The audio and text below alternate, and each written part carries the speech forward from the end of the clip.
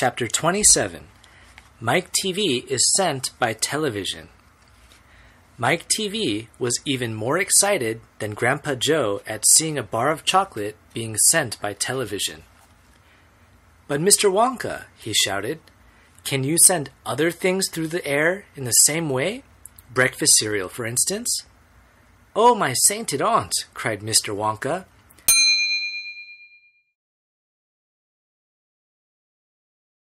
"Don't mention that disgusting stuff in front of me. Do you know what breakfast cereal is made of? It's made of all those little curly wooden shavings you find in pencil sharpeners." "But could you send it by television if you wanted to, as you do chocolate?" asked Mike TV. "Of course I could." "And what about people?" asked Mike TV. "Could you send a real live person from one place to another in the same way?" "A person?" cried Mr. Wonka. "Are you off your rocket?" "But could it be done?" "Good heavens, child, I really don't know. I suppose it could. Yes, I'm pretty sure it could. Of course it could. I wouldn't like to risk it, though. It might have some nasty results." But Mike TV was already off and running. The moment he heard Mr. Wonka saying, "I'm pretty sure it could, of course it could," he turned away and started running as fast as he could towards the other end of the room where the great camera was standing. "Look at me!" he shouted as he ran. "I'm going to be the first person in the world to be sent by television." "No, no, no, no!" cried Mr. Wonka. "Mike!" screamed Mrs. TV. "Stop! Come back! You'll be turned into 1,000,000 tiny pieces." But there was no stopping Mike TV now. The crazy boy rushed on, and when he reached the enormous camera, he jumped straight for the switch, scattering Oompa Loompas left and right as he went.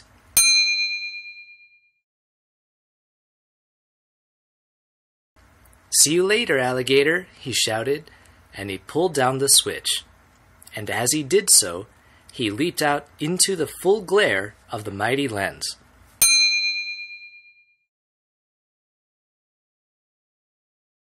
There was a blinding flash. Then there was silence. Then Mrs. TV ran forward, but she stopped dead in the middle of the room, and she stood there.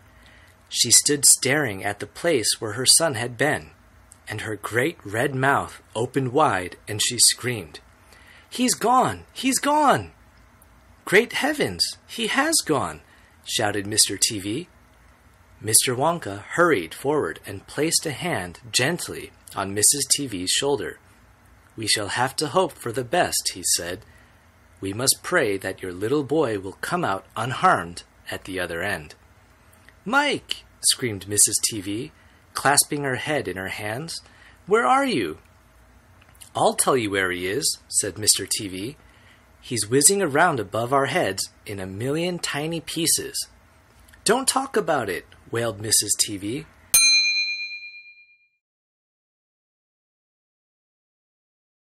"We must watch the television set," said Mr. Wonka. "He may come through any moment." Mr. and Mrs. TV and Grandpa Joe and little Charlie and Mr. Wonka all gathered round the television and stared tensely at the screen. The screen was quite blank. "He's taking a heck of a long time to come across," said Mr. TV, wiping his brow.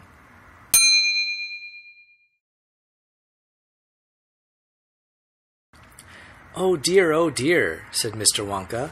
"I do hope that no part of him gets left behind." "What on earth do you mean?" asked Mr. TV sharply.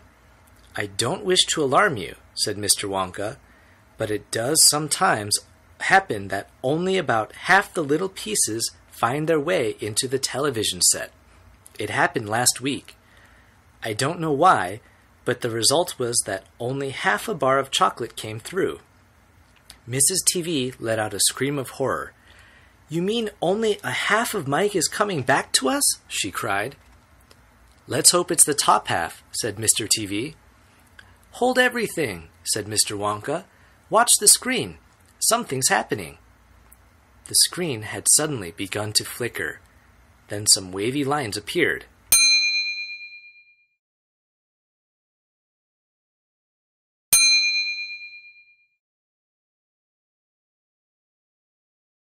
Mr. Wonka adjusted one of the knobs and the wavy lines went away. And now, very slowly, the screen began to get brighter and brighter. "Here he comes," yelled Mr. Wonka. "Yes, that's him, all right." "Is he all in one piece?" cried Mrs. TV. "I'm not sure," said Mr. Wonka. "It's too early to tell." Faintly at first, but becoming clearer and clearer every second, the picture of Mike TV appeared on the screen.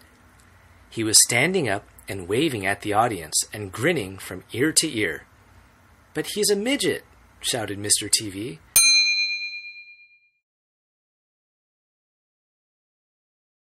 "Mike," cried Mrs. TV, "are you all right? Are there any bits of you missing?" "Isn't he going to get any bigger?" shouted Mr. TV. "Talk to me, Mike," cried Mrs. TV. "Say something. Tell me you're all right." A tiny little voice, no louder than the squeaking of a mouse, came out of the television set.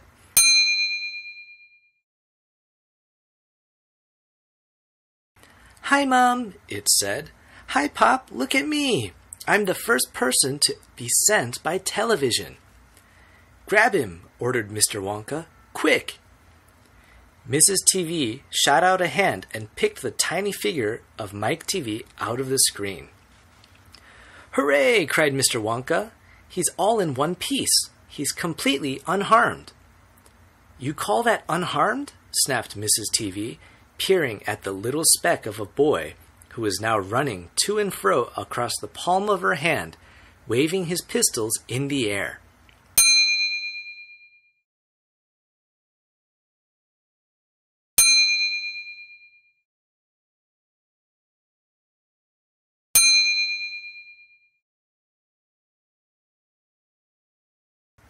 He was certainly not more than an inch tall. "He shrunk," said Mr. TV. "Of course he shrunk," said Mr. Wonka. "What did you expect?"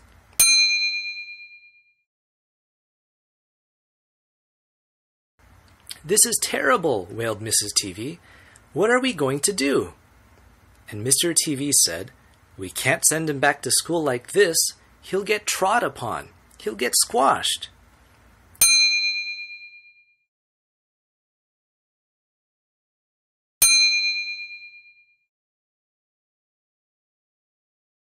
"He won't be able to do anything," cried Mrs. TV. "Oh, yes, I will," squeaked the tiny voice of Mike TV. "I'll still be able to watch television." "Never again," shouted Mr. TV. "I'm throwing the television set right out the window the moment we get home. I've had enough of television." When he heard this, Mike TV flew into a terrible tantrum.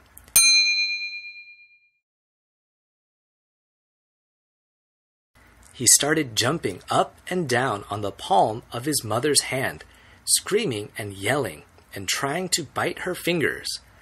"I want to watch television," he squeaked. "I want to watch television. I want to watch television. I want to watch television." "Here, give him to me," said Mr. TV, and he took the tiny boy and shoved him into the breast pocket of his jacket and stuffed a handkerchief on top.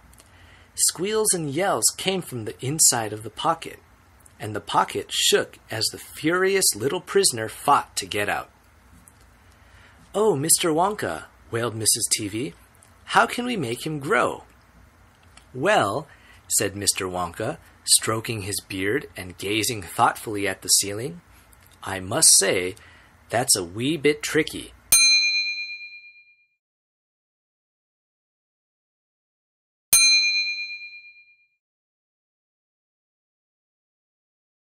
But small boys are extremely springy and elastic.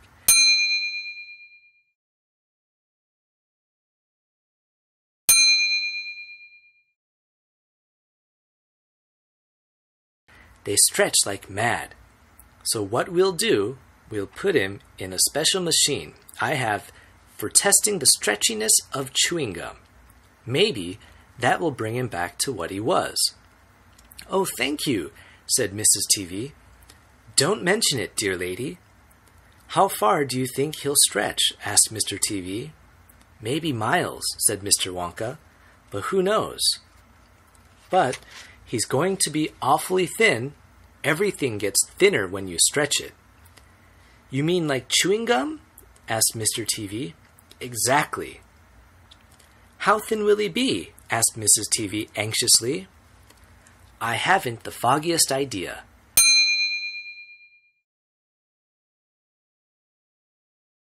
Said Mr. Wonka, and it doesn't really matter anyway, because we'll soon fatten him up again. All we'll have to do is give him a triple overdose of my wonderful super vitamin candy.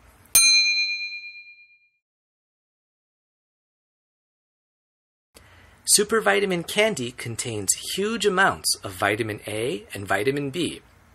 It also contains vitamin C, vitamin D, vitamin E, vitamin F, vitamin G, vitamin I, vitamin J, vitamin K, vitamin L, vitamin M, vitamin N, vitamin O, vitamin P, vitamin Q, vitamin R, vitamin T, vitamin U, vitamin V, vitamin W, vitamin X, vitamin Y, and, believe it or not, vitamin Z.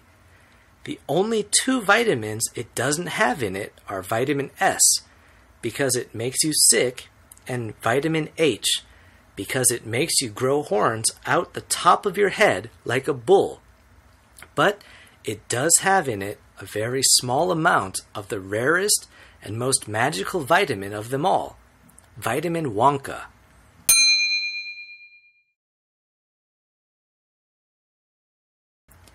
And what will that do to him? Asked Mr. TV anxiously. It'll make his toes grow out until they're as long as his fingers. Oh no, cried Mrs. TV. Don't be silly, said Mr. Wonka. It's most useful. He'll be able to play the piano with his feet. But Mr. Wonka, no arguments, please, said Mr. Wonka. He turned away and clicked his fingers 3 times in the air. An Oompa Loompa appeared immediately and stood beside him.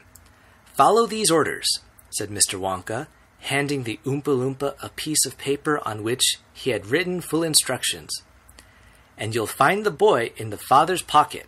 Off you go. Goodbye, Mr. TV. Goodbye, Mrs. TV. And please, don't look so worried. They all come out in the wash, you know, every one of them. At the end of the room, the Oompa Loompas around the giant camera were already beating their tiny drums and beginning to jog up and down to the rhythm. There they go again, said Mr. Wonka. I'm afraid you can't stop them singing.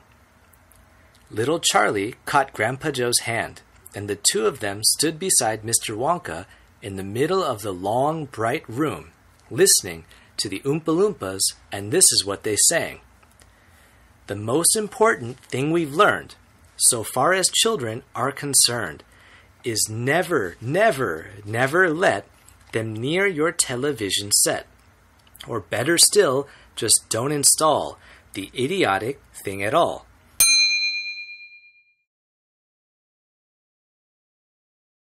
In almost every house we've been, we've watched them gaping at the screen. They loll and slop and lounge about and stare until their eyes pop out.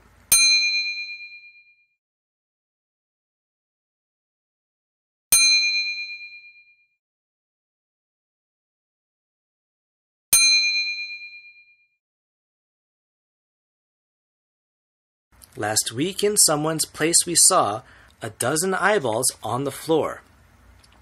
They sit and stare and stare and sit until they're hypnotized by it.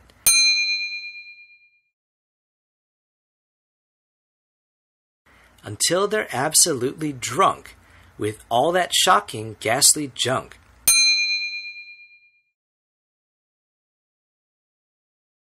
Oh yes, we know it keeps them still. They don't climb out the windowsill. They never fight or kick or punch. They leave you free to cook the lunch and wash the dishes in the sink. But did you ever stop to think? To wonder just exactly what this does to your beloved tot?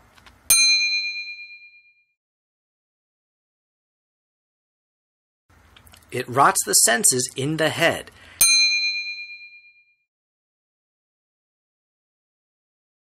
It kills imagination dead. It clogs and clutters up the mind. It makes a child so dull and blind.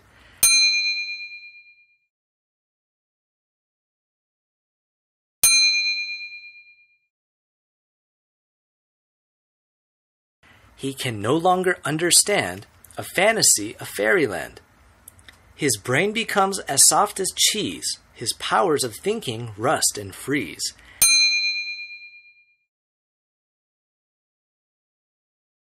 He cannot think, he only sees. All right, you'll cry, all right, you'll say, but if we take the set away, what shall we do to entertain our darling children? Please explain. We'll answer this by asking you, what used the darling ones to do? How used they keep themselves contented before this monster was invented? Have you forgotten? Don't you know? We'll say it very loud and slow. They used to read. They'd read and read, and read and read, and then proceed to read some more. Great Scott, gadzooks! 1/2 their lives was reading books.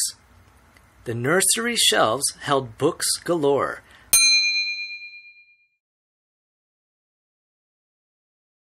Books cluttered up the nursery floor, and in the bedroom, by the bed, more books were waiting to be read. Such wondrous, fine, fantastic tales of dragons, gypsies, queens, and whales.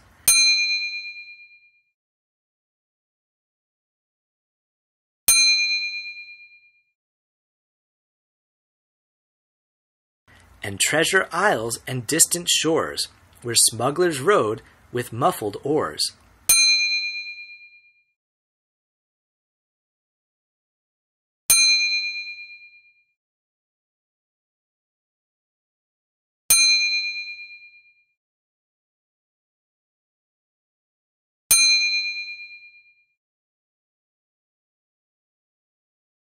And pirates wearing purple pants, and sailing ships and elephants.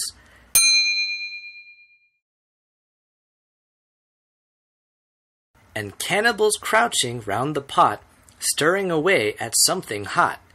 It smells so good, what can it be? Good gracious, it's Penelope! The younger ones had Beatrix Potter, with Mr. Todd, the dirty rotter.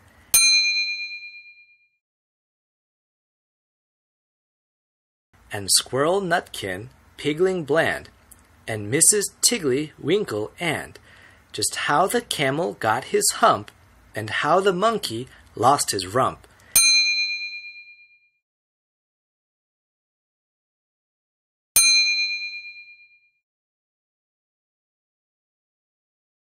And Mr. Toad, and bless my soul, there's Mr. Rat and Mr. Mole.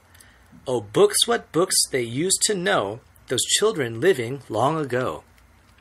So please, oh please, we beg, we pray, go throw your TV set away, and in its place you can install a lovely bookshelf on the wall.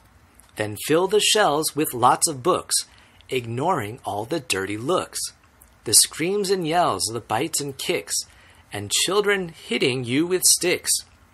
Fear not, because we promise you that in about a week or two of having nothing else to do, they'll now begin to feel the need of having something good to read. And once they start, oh boy, you watch the slowly growing joy that fills their hearts. They'll grow so keen, they'll wonder what they'd ever seen in that ridiculous machine, that nauseating, foul, unclean, repulsive television screen.